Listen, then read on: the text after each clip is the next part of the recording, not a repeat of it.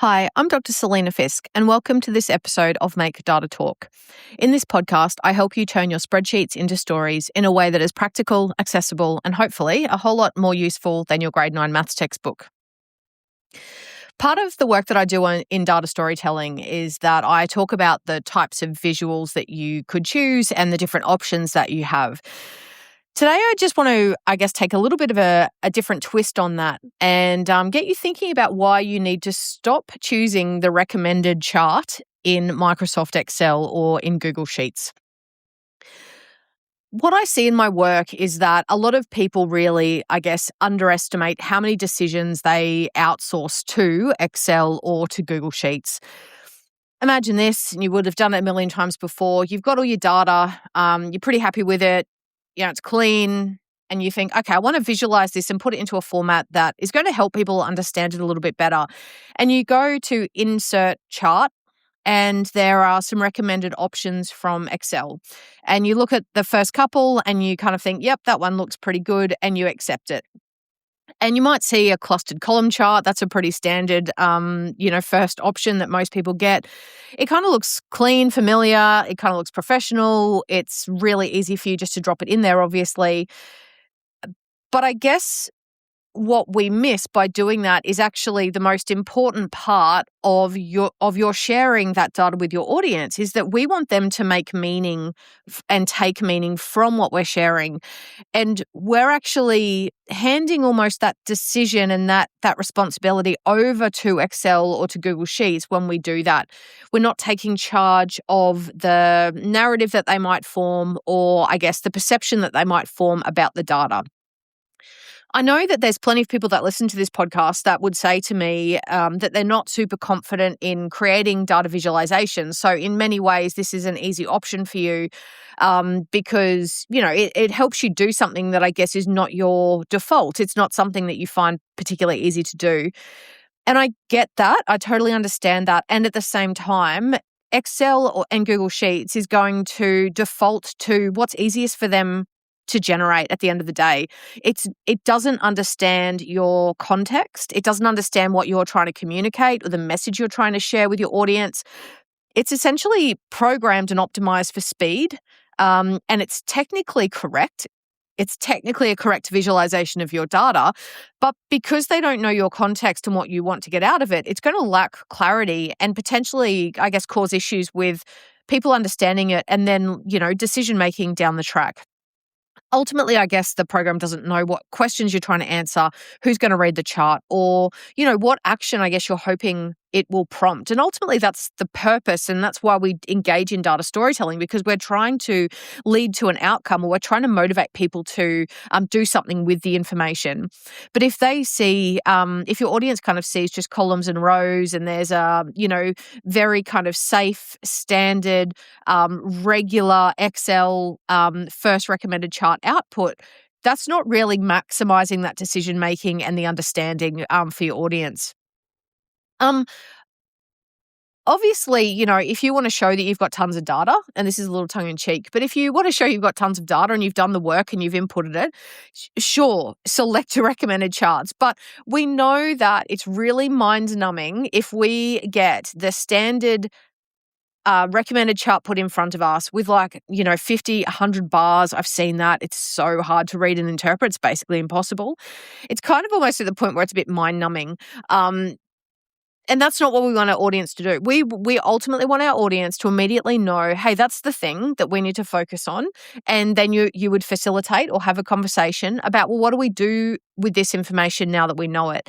And look, it's fair to say, I guess, it's not Excel and Google's fault. They're not bad charts, but it's because it doesn't have the intelligence yet of knowing our story and what we're trying to ask our audience to do.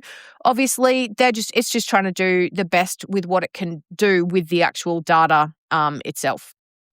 So what we need to do as the data storyteller is we need to think about, what are we trying to get them to see? we might want our audience to see what has changed. We might want them to see an anomaly or how something has really stood out. We might want them to see something that's unexpected, or that maybe a trend is continuing despite all of the work and effort that we've put in. And I guess all of these default chart options treat every data point, I guess, as equally important. But that's not what we want, and it's not what we want our people to do. So what we've got to do is start to think about, how do we provide opportunities to highlight contrast or look for patterns and make those really clear, or highlight those anomalies or really interesting data points that are very, very different, or the overall direction of a trend. Those recommended charts don't guide our attention. So the cognitive load of the audience or the reader is then really stuck in that trying to make sense and make meaning of it. And these are people that we know are super busy. They're walking into one of our meetings or conversations potentially, with their brains in a million other places with their other day-to-day work. So I guess lazy is a strong word, but the Excel chart, it's right. It's technically correct, but I believe it is really cognitively lazy for the designer to use one of those. And I really hope that this doesn't ruin every recommended chart that you see from now on. But I genuinely do think it's really lazy. And I guess the role that we now have with Gen AI to come in and help us identify ways of visualizing data to highlight the particular thing that we want is actually really powerful as well. I guess even if you're not super confident in the way that you use Excel or Google Sheets, and if you want to use a recommended chart, you could always create it, screenshot it, drop it into Chatty or whichever Gen AI you use, and you could say, I want to highlight this particular thing. What are some suggestions that I could use to make this visualization better? Or what are some of the things I need to get Excel to do? So there's certainly ways that you can still use technology to support you, but you've got to do the thinking. This, for me, is the big difference. It's the thinking and the cognitive engagement of the creator of the chart that is essentially going to make or break this process. If all you want to do is create a chart to just put on a spreadsheet to highlight that you collected some data and there's a particular thing that you want to talk about, that's not cognitive engagement. That's not thinking deeply about what your audiences need. You've got to have very clear intentions about why you're showing the data and what you want people to see. So it's about reclaiming intentionality in what you do. It's about recognizing that, this is not just some mechanical step that we can outsource to a default setting on a spreadsheeting program.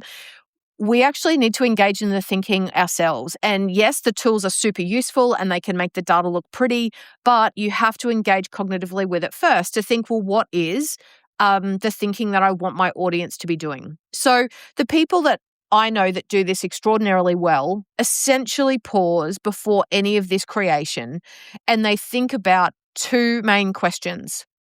One, what's the data saying? So one is, what's the data telling me? Like, what's the trend or whatever?